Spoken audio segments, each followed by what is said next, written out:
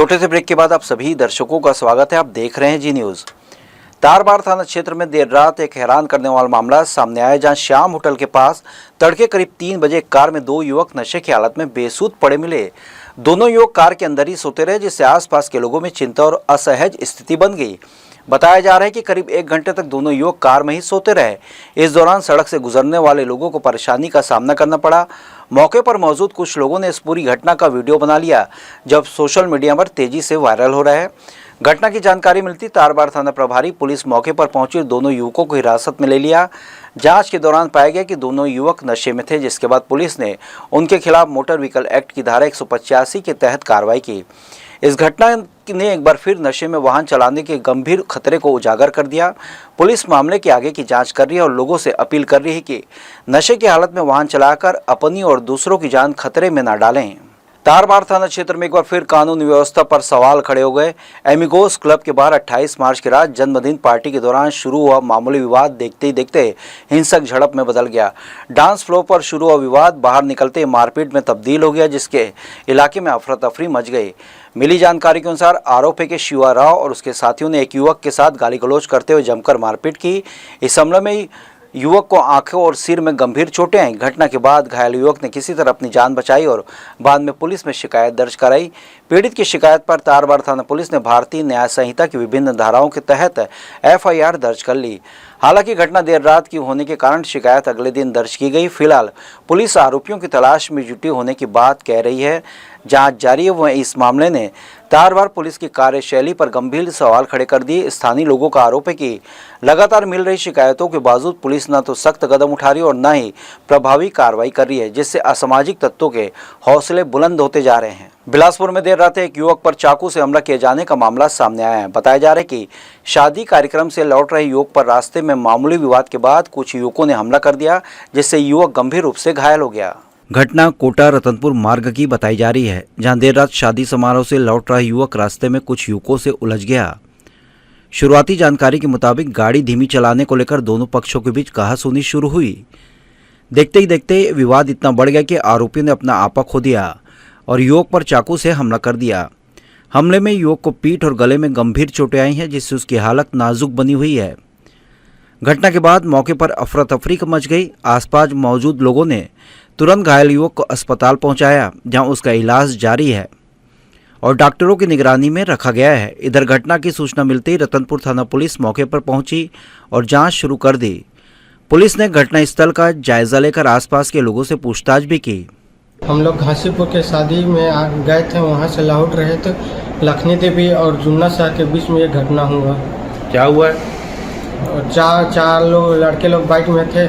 हम लोग को गाली गलौज करते, एक लड़के को चाकू और सुरेश मार।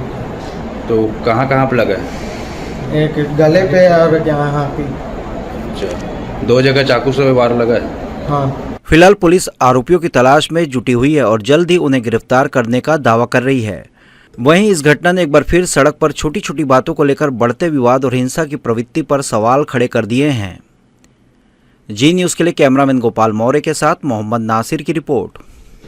सरगुजा जिले में अवैध कोयला खनन और सप्लाई का बड़ा खेल सामने आया है। जानकारी के मुताबिक लखनपुर और गांधीनगर थाना क्षेत्र में नदी किनारे गड्ढे खोदकर अवैध खदानों का संचालन किया जा रहा है।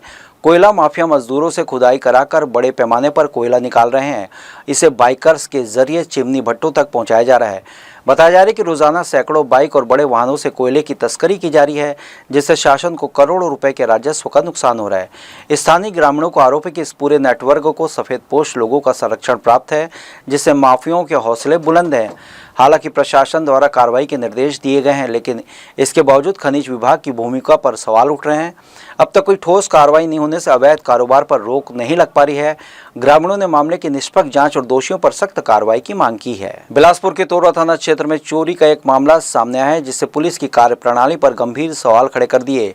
एक और जहां दुकान में चोरी करते हुए युवक को रंगे हाथ पकड़ा गया, वहीं पीड़ित का आरोप है कि पहले की शिकायतों के बावजूद पुलिस ने कोई ठोस कार्रवाई नहीं की। पीड़ित दुकानदार के मुताबिक वो अपने साथियों के साथ रात में दुकान पर मोशन कैमरा लगाने पहुंचा था। इसी दौरान गोदाम की तरफ से आहट सुनाई दी। शक होने पर आसपास के लोगों को बुलाया और देखते ही देखते 25 से 30 लोग मौके पर जुट गए। जब सभी लोग गोदाम के अंदर पहुंचे तो आरोपी युवक तख्त के नीचे छिपा मिला। पकड़ने की कोशिश में वो भागने लगा, लेकिन गिरने से उसके सिर में चोट लग गई। इसके बाद लोगों ने उसे पकड़कर सीधे थाने पहुंचाया। दुकानदार का कहना है कि आरोपी पहले भी कई बार चोरी कर चुका है और सीसीटीवी फुटेज में उसकी गतिविधियां कैद हैं। अब तक करीब 4 से 5 लाख रुपए के सामान की चोरी हो चुकी है, लेकिन पुलिस ने पहले कोई ठोस कदम नहीं उठाया।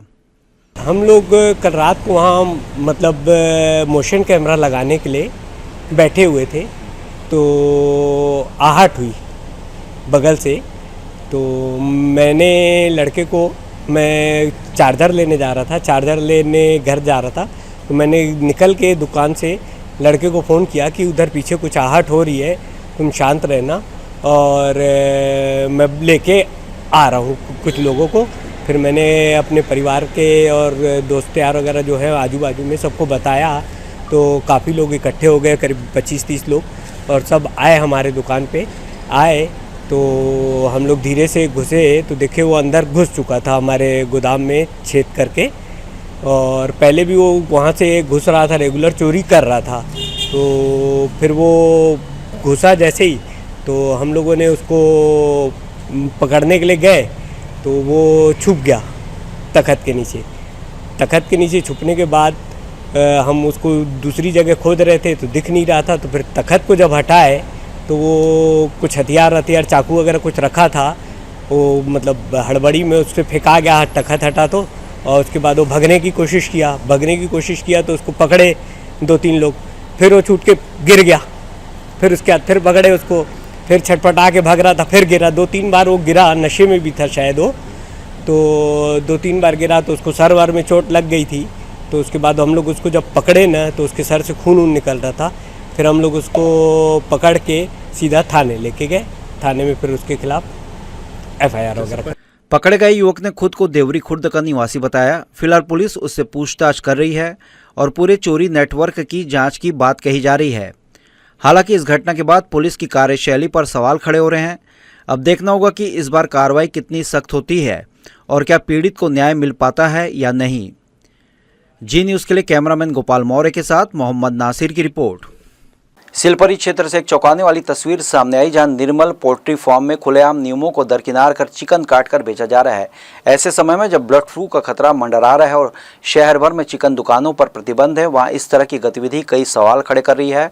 फार्म संचालक का दावा है कि उसके पास कलेक्टर का आदेश है जिसके तहत उसे चिकन बिक्री की अनुमति दी गई। हालांकि इस दावे की आधिकारिक पुष्टि नहीं हो पाई है। सवाल यह है कि जब पूरे बिलासपुर शहर और आसपास के ग्रामीण इलाकों में चिकन अंडे की दुकानें बंद हैं, तो आखिर इस एक फार्म को किस आधार पर छूट दी गई। हैरानी की बात यह है कि यहाँ शहर से लेकर ग्रामीण क्षेत्रों तक लोग चिकन खरीदने पहुँच रहे हैं। इससे संक्रमण फैलने का खतरा और बढ़ गया है। बर्ड फ्लू के खतरे के बीच इस तरह की लापरवाही न सिर्फ नियमों का उल्लंघन है, बल्कि आम लोगों की सेहत के साथ सीधा खिलवाड़ है। स्थानीय लोगों का कहना है कि इस पूरे मामले की जानकारी प्रशासन और पुलिस को भी है, बावजूद इसके अब तक कोई ठोस कार्रवाई नहीं की गई। इससे संदेह और गहरा हो गया कि कहीं न कहीं इस अवैध कारोबार को संरक्षण तो नहीं मिल रहा। कुल मिलाकर निर्मल पोल्ट्री फार्म का यह मामला प्रशासनिक व्यवस्था पर गंभीर सवाल खड़े करता है।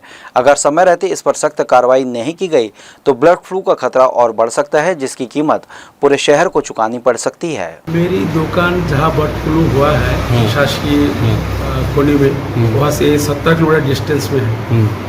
तो गवर्नमेंट का जो रूल है 10 किलोमीटर दूर तक बंद रखना है। तो मेरा मैं तो ऑलरेडी 17 किलोमीटर दूर में बैठा हूँ, इसलिए मैंने उन्हीं का आदेश हिसाब से जो गवर्नमेंट का रूल है उसी हिसाब से मैं खोल के बैठा हूँ। मेरे पास गवर्नमेंट स्टेट गवर्नमेंट का लेटर है ना, उसमें लिखा हुआ है 10 किलोमीटर दूर तक दुकान बंद रखना।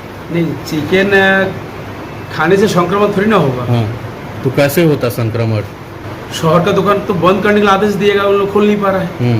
हम लोग तो मुर्गी बेचने तैयार है, मुर्गी बिकेगा तभी अपना मुर्गी बिकेगा। होटल मोटल सब तो बंद है, कौन होटल वाला कोई तो खोल नहीं रहा है, टोटल बंद है। जो भी गांव का थोड़ा रिटेल वाला बस यही चल रहा है। बर्ड फ्लू संक्रमण के चलते 24 मार्च से लगाए गए प्रतिबंधों ने शहर के अंडा व्यापारियों की मुश्किलें बढ़ा दी। सोमवार को बड़ी संख्या में अंडा व्यापारी कलेक्टर कार्यालय पहुंचे और अपनी समस्याओं को लेकर ज्ञापन सौंपते हुए प्रशासन से राहत की मांग की। व्यापारियों ने बताया कि संक्रमण की आशंका के कारण उनकी दुकानों को पूरी तरह बंद कर दिया गया है, जिससे उनका कारोबार ठप पड़ गया। लंबे समय से बिक्री बंद होने के कारण आर्थिक स्थिति लगातार बिगड़ती जा रही है और रोजमर्रा के खर्च चलाना भी मुश्किल हो रहा है।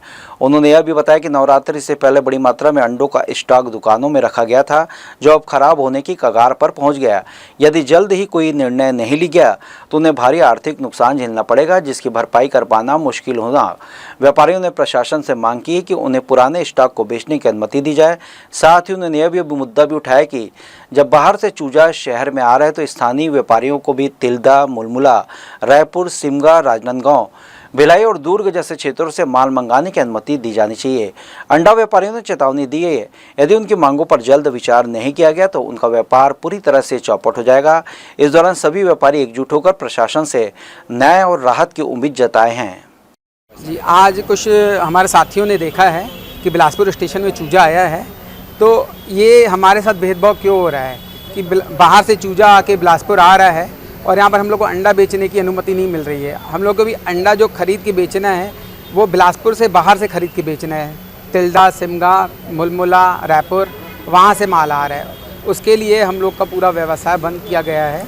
हम लोग को यही अनुमति चाहिए कि भेदभाव न करके हमें भी अनुमति दी जाए कि हम भी अपना कारोबार चला सके। हमारे जो भी अंडे भाई के व्यापारी हैं, रोज़ कमाओ रोज़ खाओ वाले हैं, रोज़ की है, कोई इसमें ऐसे नहीं है कि जिनका पैसा है कि एक महीना बंद करके अपना काम चला सकता है। इसीलिए हम लोग को अनुरोध कर रहे हैं कि हम लोग को अनुमति दी जाए, हम अपना व्यवसाय चला सकें। बिलासपुर शहर में तारबहार अंडरब्रिज को बंद किए जाने के निर्णय के खिलाफ जनप्रतिनिधियों और स्थानीय लोगों में नाराजगी बढ़ती जा रही है। बताया गया है कि सिरगिट्टी, मंगला, चिंगराजपारा समेत आसपास के गांवों को बिलासपुर शहर से जोड़ने वाला यह मुख्य मार्ग है। रेलवे द्वारा 1 अप्रैल से 15 मई तक करीब 45 दिनों के लिए अंडरब्रिज को मेंटेनेंस कार्य के चलते बंद करने का निर्णय लिया गया, जिससे आवागमन पूरी तरह प्रभावित होगा। स्थानीय लोगों के अनुसार इस मार्ग से रोजाना हजारों लोग रोजगार, व्यापार और शिक्षा के लिए शहर आते जाते हैं। अंडरब्रिज बंद होने की स्थिति में लोगों को बंधवापारा अंडरब्रिज का सहारा लेना पड़ेगा, जो करीब 4 किलोमीटर दूर है। इससे रोजाना लगभग 8 किलोमीटर अतिरिक्त दूरी तय करनी पड़ेगी, जिससे समय और ईंधन दोनों की बर्बादी होगी। ज्ञापन में यह भी कहा गया कि वर्तमान परिस्थितियों में बिना पर्याप्त वैकल्पिक व्यवस्था के इतने लंबे समय तक पुल बंद करना उचित नहीं है। इससे आमजन को पेट्रोल, डीजल, घरेलू जरूरतों और दैनिक जीवन से जुड़े कार्यों में भारी परेशानियों का सामना करना पड़ेगा और जन आक्रोश बढ़ सकता है। ज्ञापन के माध्यम से प्रशासन से मांग की गई है कि अंडरब्रिज के एक हिस्से को छोटे वाहनों, साइकिल और पैदल यात्रियों के लिए चालू रखा जाए तथा दूसरे हिस्से में मेंटेनेंस कार्य किए जाए। साथ ही कार्य को 45 दिनों से पहले पूर्ण करने और यातायात व्यवस्था बनाए रखने के लिए पुलिस बल की तैनाती की भी मांग की गई है। रेलवे के द्वारा मनमानी जनता को परेशान किया जा रहा है, कोई औचित्य नहीं, कुछ नहीं, ज़बरदस्ती बंद। ट्रेन को देखो बंद, अभी 45 दिन के लिए हमारे अंडरब्रिज को बंद किया जा रहा है। जनता को कोई वहाँ किस काम के लिए, जबकि रोड ठीक है, सब ठीक है, उसके बाद 45 2, 4, 5 दिन के बाद गर्मी है, बच्चों को पढ़ाई चल रही, पेपर चल रही है और पूरे बंद कर दिए हैं। इसके पहले भी काऊ केचर लगाने के नंबर 1.5 महीने किए, उसके बाद फिर 15 दिन बंद किए। ऐसे करके जो वहाँ की जनताओं को परेशान किया जा रहा है। क्या बोल रहे हैं, क्यों बंद कर रहे हैं 45 दिन? कोई जानकारी नहीं है, सिर्फ 45 दिन के लिए बंद कर रहे हैं मरम्मत कार्य। तो ये थी इस बुलेटिन की खबरें। देश विदेश की तमाम खबरों के लिए बने रहिए जी न्यूज़ के साथ। मुलाकात होगी अगले बुलेटिन में, तब तक के लिए मुझे दीजिए इजाज़त। आप स्वस्थ रहें, खुश रहें, अपना बहुत बहुत ख्याल रखें और देखते रहिए जी न्यूज़। नमस्कार।